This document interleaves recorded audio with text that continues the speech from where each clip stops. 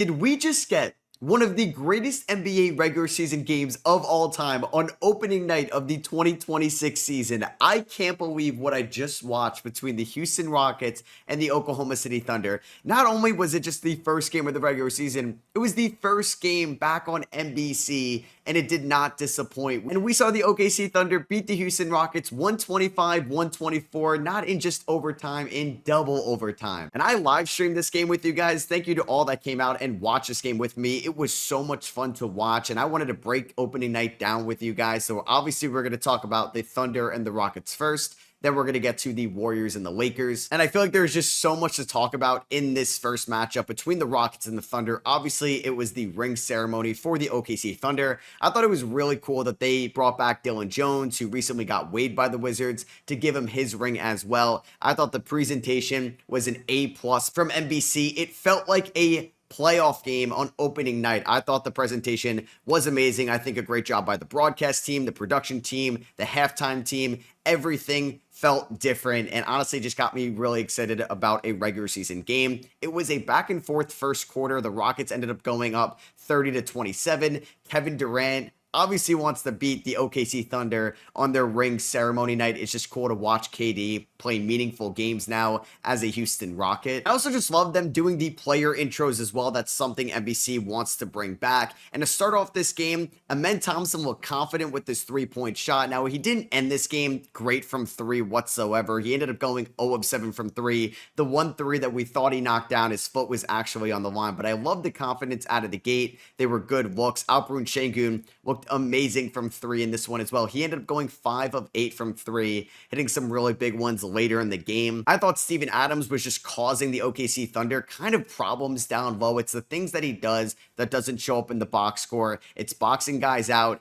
It's closing guys out, and it's just being this physical presence down low, and that's why the Houston Rockets have a great net rating when he's on the floor. I thought Jabari Smith Jr. looked really confident to start off this game as well. He had a really strong preseason, got that bag, and he carried that momentum to the start of this game. We didn't really see a lot of Shai Gilgeous-Alexander in the first half. I know Amen Thompson struggled from three, but I thought what he did best was on display. Him as a downhill scorer, which was great in the second half and in the first overtime, but he was also a phenomenal defender on SGA throughout this game. He was the guy guarding Shai, and that is the toughest job for anybody on the floor. And I thought the third-year guard hit it out of the park in this one. We know that the Rockets were deploying this ultra big lineup with Amen Thompson as the smallest guy on the floor at 6'7", and then you have just Adams, Jabari, KD, and Sengun, these guys that are basically 7 feet tall around him. We saw the Houston Rockets just go to a 9-man rotation in this game with Eason, Capella, who played 8 minutes, Josh Okogie, who stepped up at times,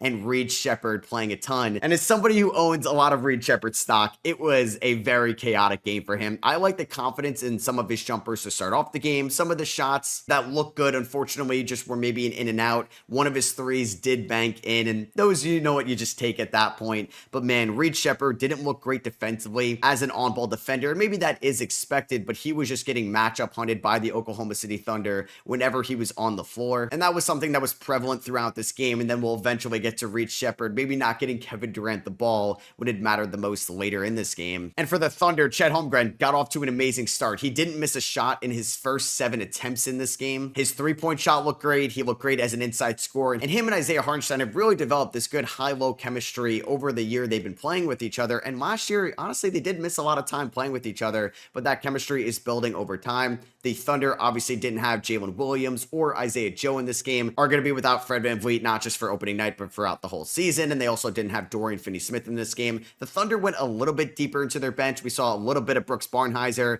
Chris Youngblood played out there for like a possession, but AJ Mitchell stepped up as a bench scorer for this team. He is such a smart basketball player with the ball in his hands, can finish at the rim. He had a 4-point play. He ended up with 16 points in this game as well, going 6 of 12 from the field. Alex Caruso doing what he normally does, flying all over the place defensively. Aaron Wiggins had a sick poster. Him and Cason Wallace had 2 really good dunks in this game. Aaron Wiggins definitely had the dunk of the night. And at one point, we had to see Jalen Williams in double overtime because Chet and Isaiah Hartenstein both eventually fouled out in this game. We saw the Kevin Durant mid-range jumper just look automatic as it always has been, and he was just getting to his spots at the end of the first half, and he was keeping the Rockets in this game, and the Rockets would go on with a decent lead as well to start off the third quarter. He made some plays defensively, but Tari Eason really struggled offensively in this game. He looked way too chaotic with the ball in his hands. He ends up going 1 of 6 from the field, 1 of 4 from 3. He had 3 turnovers, made some really bad passes in this game. And people were talking a lot about Tari Eason because he and the Houston Rockets did not agree to a rookie extension. We saw Dyson Daniels get one, Christian Brown, Toumani Camara, Shaedon Sharpe. A lot of guys got these rookie extensions, but Eason doesn't have one right now. So maybe it's just like the first game jitters. Now he's playing with a little bit more pressure because he now wants to get paid even more at the end of the season. But the Rockets were kind of in control for most of the game. The Thunder had a small lead in the first quarter, didn't lead again till late in the fourth quarter. And I just was really perplexed by the Houston Rockets, who played such a good defensive game, and Alperen Sengun played so good offensively. But Kevin Durant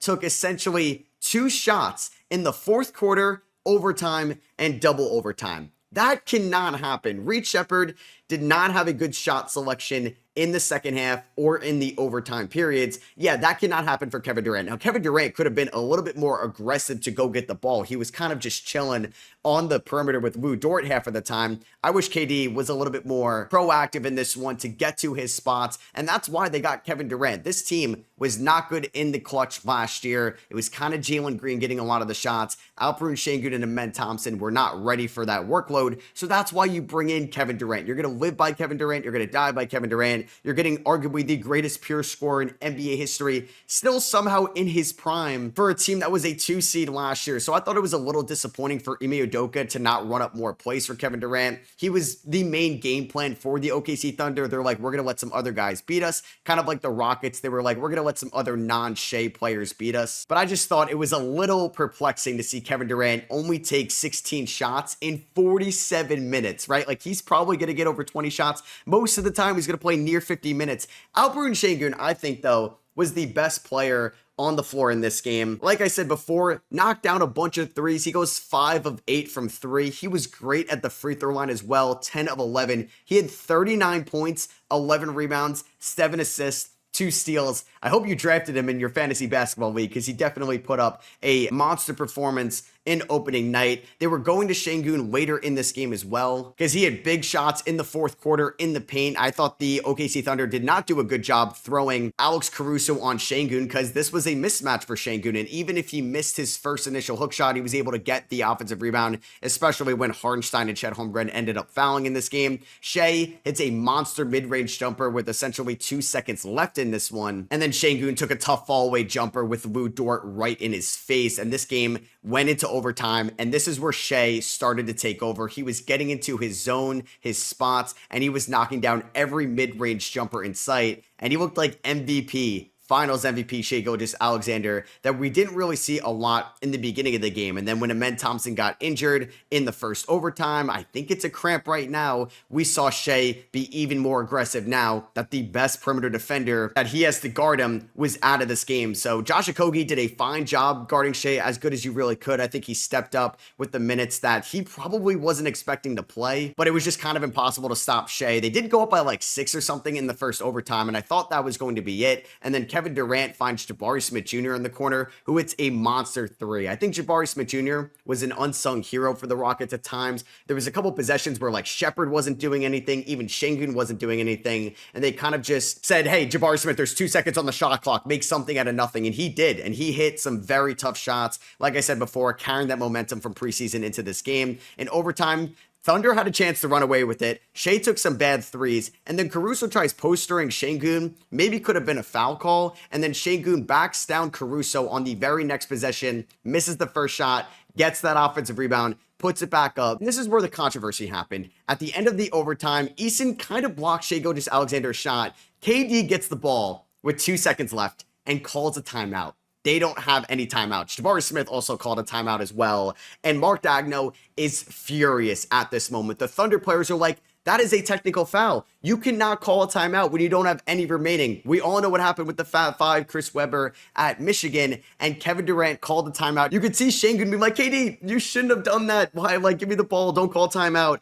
And yeah, the Thunder should have gotten a technical free throw. They could have hit it, and they definitely could have won the game at the end of the first overtime. Twitter was going nuts on this one, but maybe that's a play they really can't review. I was happy as a bipartisan watcher of this game, and I didn't really care who won. I just wanted to see a good game. I didn't want to see it end on like a technical Chris Webber free throw, even though that was the right call. Kevin Durant hits a clutch shot in double overtime as well, basically his first bucket since like the third quarter. And then Shea would go on to hit a step back jumper over Jabari Smith Jr. And then with about 15 seconds, the Thunder blitz Kevin Durant on the perimeter, and Şengün gets a wide open layup at the rim to go up by one with 11 seconds left. And then you knew who was getting the ball. Shai Gilgeous-Alexander draws a foul on Kevin Durant. As much as we don't want to see this game come down to free throws, it was a foul. He got KD in the air. He bumps him. Shea, who missed some free throws in double overtime, goes on to make both of them. The Rockets, who just lost Kevin Durant, who fouled out on that play, ended up going to Jabari Smith Jr. in the corner.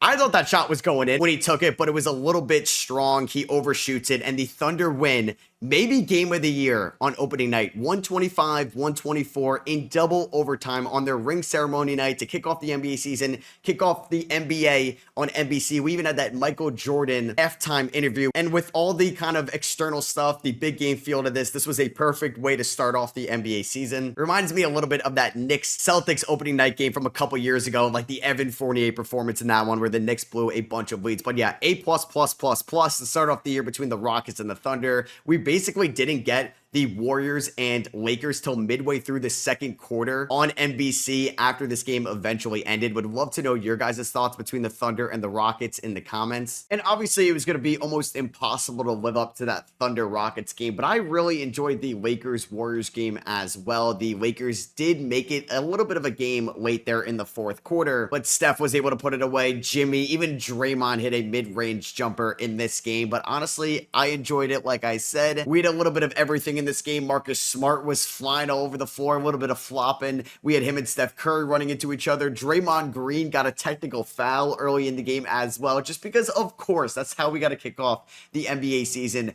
Draymond with a technical foul, setting the tone for the year. And Luka Doncic had 43 points in this game, 12 rebounds, and 8 assists, and the LA Lakers lost. Between Luka and Reeves, they had 69 points in this game, over half of what the LA Lakers ended up with. It was the true DeAndre Ayton experience, just not finishing around the rim at times, but more so defensively, more so not handling the ball as well. 4 turnovers for your just run and dunk big man.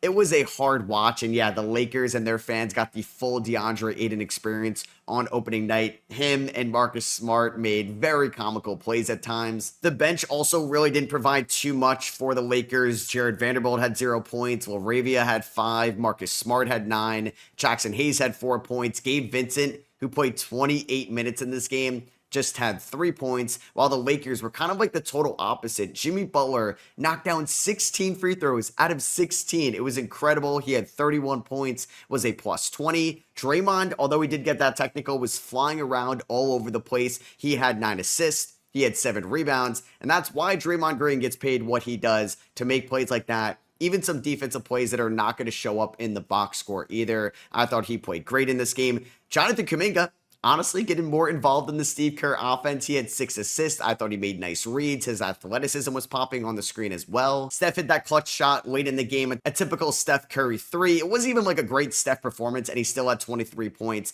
Buddy Hield might actually be like a start of the season merchant. If you remember last year, he went off at the start of the year, 17 points to start off this game. He knocked down 5 threes. I love the Will Richard minutes as well. I think top to bottom, this was a very successful Golden State Warriors game to start off the year. I know LeBron wasn't in this one, but this is definitely what you want to see as a Warriors fan, because at one point in the offseason, it was kind of scary. You know, they didn't make any moves. They had like 9 guys on their roster in September, and this was a very successful opening night. And I think a big storyline from this is going to be, yeah, how is this Lakers team going to look when Luka Doncic is not on the floor? Because those non-Luka minutes were rough, and it was only 8 of them. He played 40 minutes in this game for them to lose by 10 at home, because I don't trust this depth until LeBron James comes back. Now, Rui hit some threes. Austin Reeves got in foul trouble in this game as well. Maybe they really have to stagger Luka and Reeves, where one of those players has to be on the floor at all times, because without LeBron, you basically just have 2 shot creators on your roster. I don't trust Rui Hachimura